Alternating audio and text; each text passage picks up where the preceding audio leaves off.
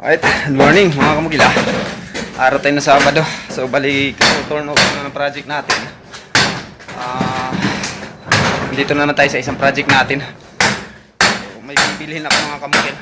Bago ako umalis, titingnan natin yung trabaho dito sa taas na nagro-roofing na kami mga kamugila. So ito yung trabaho namin yung nog. Loh, tibayag na pa, oy. Kapa ko nga, bay. Ito na yung roofing namin. Inasahin ko dito yung pinaka, kasama sa pag-roofing. Ang mangyayari kasi dito mga kamkil, gaya sa previous upload ko, sinasabi ko sa inyo, pagka renovation, hindi natin makukuha yung perfectong eskwala nito. Kasi sinusundan lang natin yung mga poste doon sa baba, na kung saan yun yung masusunod sa pagpatong ng poste dito sa taas pagka renovation. Nag-level up kasi tayo nito, nag-elevate tayo sa mga roofing. Mababa ka. So ngayon, ang sabi ko sa kanya, si Jimmy, kukunin natin yung eskwalado talaga sa roofing. Kasi importante yan na makikita, makukuha natin. So, ang sakit ko, Jim, diferensya. Mau ni. Kusang iti, ang laki ng ano. Ngayon, kailangan mga kamukil, pag magro-roofing na tayo, lalagay tayo ng trusses kasi bawat to mga kamukil, pyrol eh. Mabuti lang sana pag may tayo dyan, bulada. Madali lang kumuha ng eskwalado. Pyrol kasi. Mana ni eskwalado? Dito mo malalaman mga kamukilyo. Mga gawa noon wala sa eskwala. Kita nyo.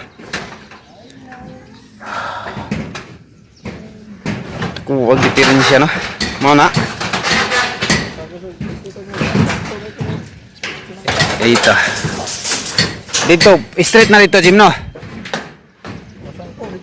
Pila ang kuan? Sukata na, Jim?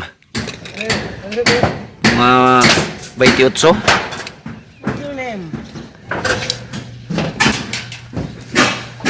23 mga kamukil yung diferensya niya, no? So ito yung eskwala niya, 23 cm yung diferensyado ng layout, no? Laki. Ang diskarte naman nato, Jim, isipig na lang na, Jim. Kanang 23 isipig na lang ning atok nato de sa poste kay mapatong man tagkuan dia full cladding. So isipig na lang nato ni kay ginailunan man ako ning poste atong full cladding diri magpatong ani nga groove. So pag abot dito 23 diwag siya diri. Ang mulapas ani nga 23 dito sa tumoy mo lang to atong katingan dito niya iniglapas. Dito to mo cutting. Total matabunan man nagkuan. In plasing. Naman to in plasing da kilig jud. Sipig na lang ning atok nato diri. At least gitistingan nato kuwag eskwela. Sige daw, sipig. Na. Hasta to tumoy rig, sipig rig. So ito yung patunay mga kamugila kapag ka-renovation kailangan sa ato pa ang muawas ani Jim kini diri no.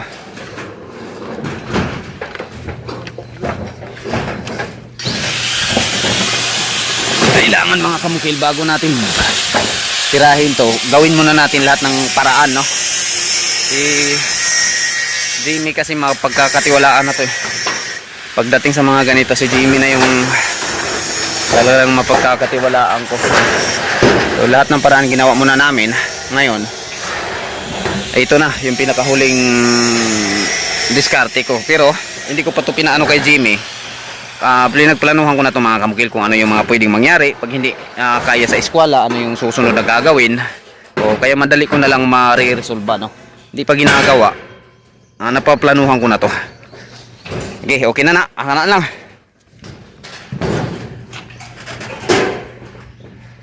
So ang awas ano Jim diha gid, no? Ha?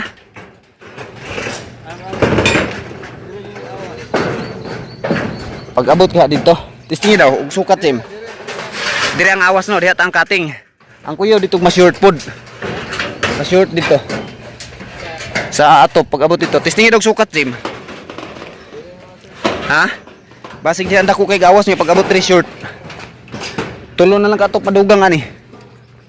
Diri daw sukata daw diri Jim. Kung sakto, kung dili siya mo ma-short, okay kay ni.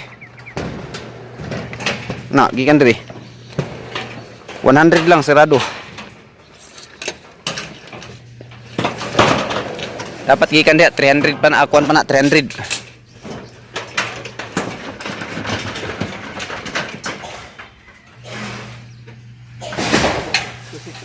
Sobra pag 40. Pwede pa ilapi. Sige, kana kamo na diskarte ng ilapi ba ninyo? Maabot ba taning do ka group? Okay na ni.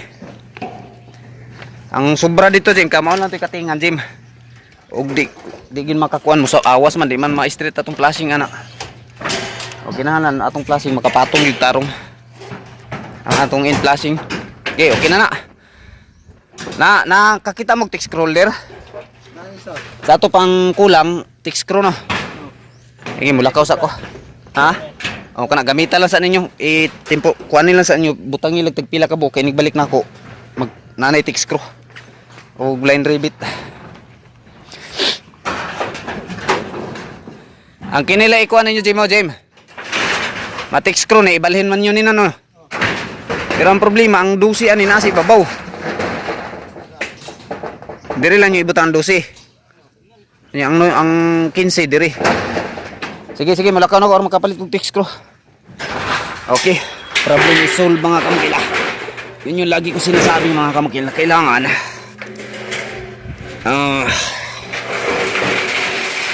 maayos yung pagkaplano, pag ma-manage. Pero kuyaw gigay niya akong agaw mga kamungkilo. Lupig tagpapurmahay ano mga kamungkilo. Kana nog okay kay na. Pinsan ko to mga kamungkil, first cousin no. Mama ko at mama niya magkapatid. So yan. Basta kursunada lang magtrabaho mga kamukil. Mamaya sahod. Pwede na naman mamaya mga kamukil, sahod tayo Sabado. Alright. Bili muna tayo ng materialis. Ugaling tayo na bili ng materialis mga kamukil. Solar. Sige, butang sa diha. So dito pa ako sa bahay na kaka-turnover natin kahapon mga kamukilo. Dito pa kasi ako natutulog kasi wala pang nagbabantay habang nandito pa muna ako sa Iligan at wala pang titira dito. Dito muna ako na. Inaalala ko itong mga tanim kahapon lang namin to tinanim. Kailangan may magdidilig dito mga kamukil para mabuhay yan. Sayang kasi yung pagod namin pag bunot niyan tapos pagtanim no. Tapos mamamatay. Didiligan natin yan. Pero may binili pa ako dito mga kamukil na para dito no?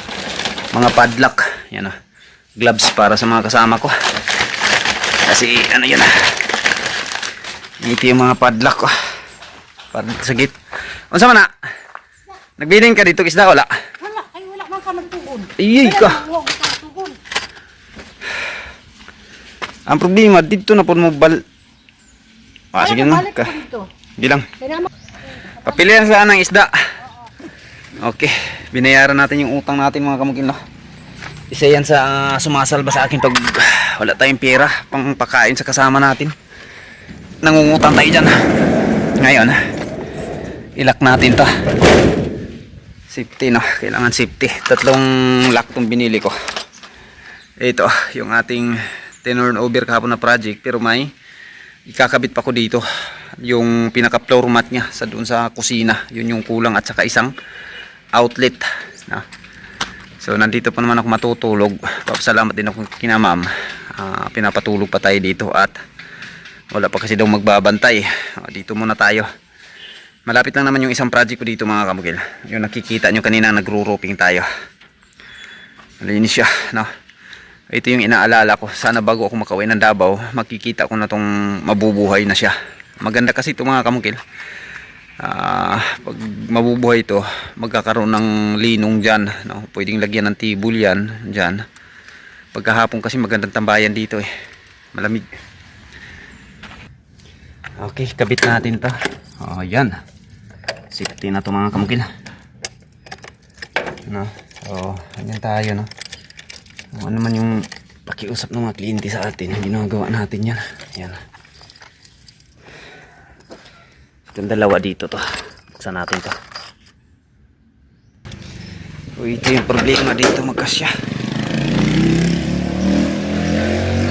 Problema mga kukila, hindi siya magkasya. No, malaki pala yung nabili ko. So papalakihan natin yung butas nito. Wala problema ta, no, may pambutas naman tayo. Okay. Tapos itong mga susi, mag-iiwan tayo ng tag-isa nito kasi may nagtratrabaho pa dito, no? May naglilinis dito. Right, so ito na mga kabugilo. Isang araw naming pagtrabaho kanina, pagro-roofing, pagbabaklas nitong existing na roof kanina, tapos yung pinaka mga kahoy na framing ng ating roofing, no? Malinis na dito. So ito yung dating roofing niya, oh. Tapos naka inside gutter to lahat. So yung bagsak ng tubig dito sa loob ng bahay. Ngayon iniba natin yung disenyo. One slope lang papunta dun. Dun bagsak lahat ng tubig nito. Tapos yung ating ceiling nito, high ceiling na tayo. Ayan o, yung 2x4 na nakikita nyo, 300 cm po yan, no? O 3 meters. Ito mga kamukil, pag masilingan to, napakaluwang na nito. Di kagaya ng dati, abot kamay lang. Yan yung level ng ceiling mga kamukil, oh. Yung kahoy na yan, oh. Ang ganda lang siya, maaabot ko mga kamukil. Kahit malaki yung space, op, dali lang. Kahit malaki yung space mga kamukil, pero napakasip ng ceiling, kaya masikip talaga tingnan yung bahay kahit malaki yung. Okay na? Tanaw ito ba? Okay na da? Rick? Sige, pikir agad man kaysa. Isa ka side lang boy, ah.